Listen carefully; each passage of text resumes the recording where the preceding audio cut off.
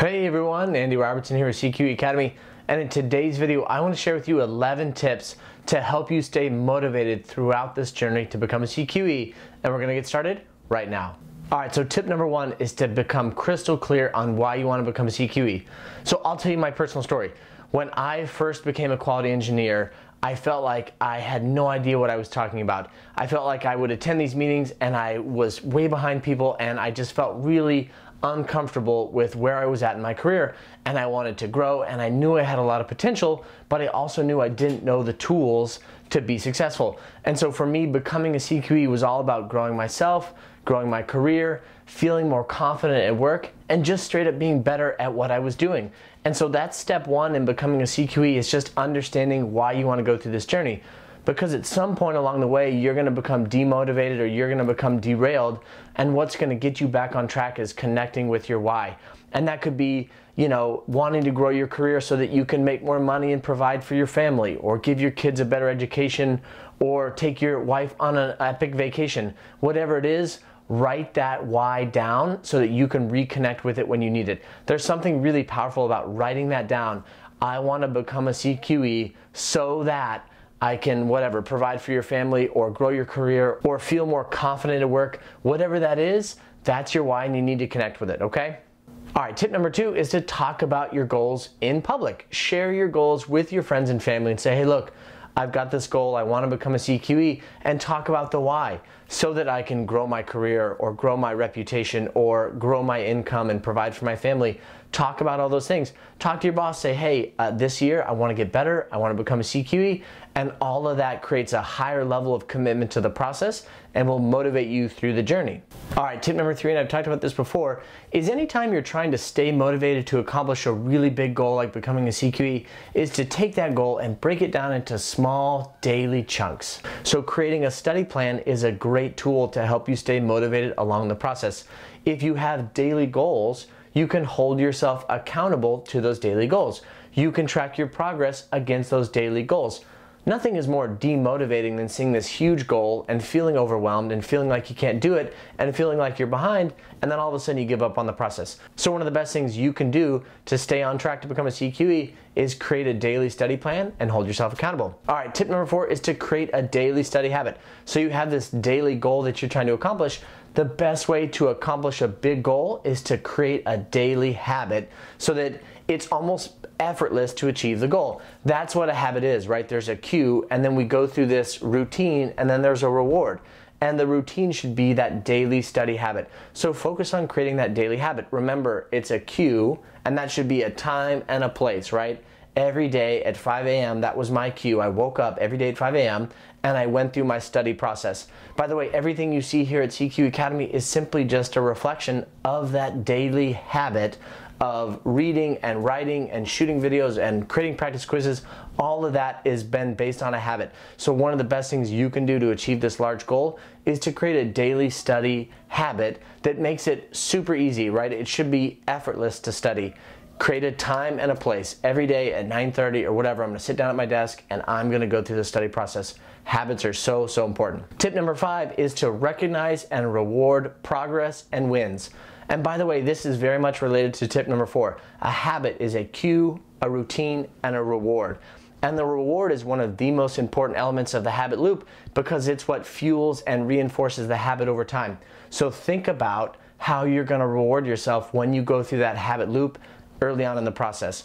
For me, that's Cherry Lifesavers. When I want to create a new habit, one of the best ways to reinforce that and reward my brain is Cherry Lifesavers. So think about little things you can reward yourself to help you create that daily habit. And then think about weekly rewards and milestone rewards. So if you can study for 1 week or 2 weeks or 3 weeks consecutively, how can you reward yourself? Is it 30 minutes of guilt-free Netflix, or a scoop of ice cream or something? Think about it and have a plan and reward yourself for that effort. And then think about big milestones. If you're going to study for 7 weeks about statistics, when you're done with that 7 weeks, treat yourself to something fun and reward yourself, and again, that kind of reinforces the habit loop. All right, tip number six, this is to look for early, quick wins at work. Now, we talked about rewards and we've talked about the habit loop. Now, the ultimate reward for your study habit is career growth. That's what you want. That's the long-term goal of this entire thing. And that's the whole reason we become a CQE, so that you're better at your job, so that you contribute more, so that you get promoted, so that you make more money and you have a better career. So one of the best things you can do is to look for ways to put what you're learning into practice. There's nothing more motivating in the process than feeling like, hey, I just read about this morning, or I just read about this during my study habit, and here I am using that new concept or that new tool or that new technique to solve a problem and make my life easier at work, or be a better quality engineer in my day job. So you have to look for ways to put this stuff into practice at work, and that'll fuel you through the journey. Tip number 7 is to stop multitasking. People who think they're multitasking are lying to themselves. What they're doing is they're called task switching. So they're focused on one thing, and then they switch their brain and focus on another thing, and they switch their brain and they focus on another thing. Every time they switch focus, they drain a little bit of mental energy. When you're preparing for the CQE exam, it is really important that you stay focused. And this all comes back to your daily habit. Every day at a certain time in a certain place, you're gonna sit down and you're gonna block out the distractions. You know, close your cell phone, block your calendar, tell everyone that you're busy, and focus on what you're doing. I recommend 30 minutes a day, and hopefully that's a short enough amount of time where you can focus on watching a video, taking a practice quiz, and trying to absorb as much of the material as possible. All right, tip number 8 is another one of those demotivators, and that is to stop comparing yourself to other people. Nothing is more demotivating to someone than to look at another person and go, oh man, I'm not that person, or oh man, I'm not getting the results they're getting. Remember, you're on this journey to become a CQE, and it's your journey, right? It's about you, it's not about other people.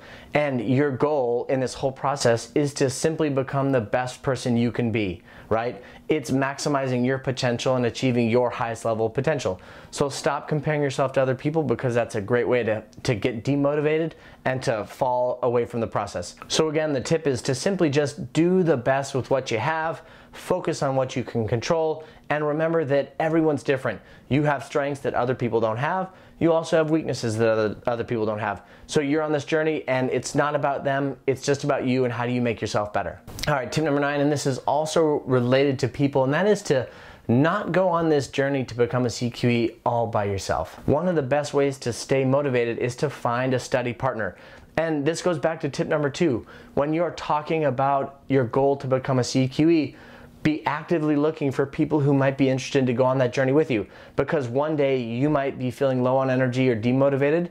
They can lift you up and they can keep you on the journey, and then vice versa, right? And then you guys can teach each other stuff. If they don't get a topic that you understand, you can teach it to them, and that reinforces the learning, and vice versa. If there's something you don't understand, that person can help teach it to you, and you both benefit. So having a study partner is a huge tip to help keep you motivated in the process of becoming a CQE. Tip number 10 is to have a strategy, but also be prepared to change directions. So what I recommend is that you have a planned study time. Every day for me, it's 5 a.m. I wake up, I read, I learn, I watch videos, I shoot videos, I create quizzes, right? But my backup plan is that if I don't accomplish that, I do it at 9 a.m. or I do it at lunch, or I do it when I get home from work, right? I have a backup plan, because nothing's more demotivating than getting off track and not being able to catch up. You want to be able to recover so that when you look at your progress, you can go, yeah, I'm still on track and I'm going to accomplish this large goal. So make sure to have a contingency and a backup plan ready in case something comes up and you miss your daily study habit. And then tip number 11, and this is probably the most important, is to have the right mindset. People who make it through this journey to become a CQE have a growth mindset. There's this great book by an author named Carol Dweck, and she talks about 2 different types of mindsets: a fixed mindset and a growth mindset. And that growth mindset is what you need to become a CQE. It's this mindset that says failure doesn't mean that I can't do it, right? Failure means that I just need to keep trying and keep practicing and keep learning and keep growing, and that we're all on this growth journey together. So having the right mindset is really important, because you're gonna fail along the way. There's gonna be topics that come up that are confusing, or that you don't understand at first, or that maybe it takes a few tries. Don't view that as, oh, I'm not good enough, or I can't do this. View it as like, hey, I need to put in a little bit of extra effort, I need to put in a little bit of time, but I can definitely achieve this. So having the right mindset is a really important part of the journey.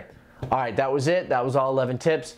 I really hope you enjoyed this. If there was something along your journey to become a CQE that you found super motivating, leave that in the comments below. And if you loved it and you liked it, hit that like button so other people just like you can find this.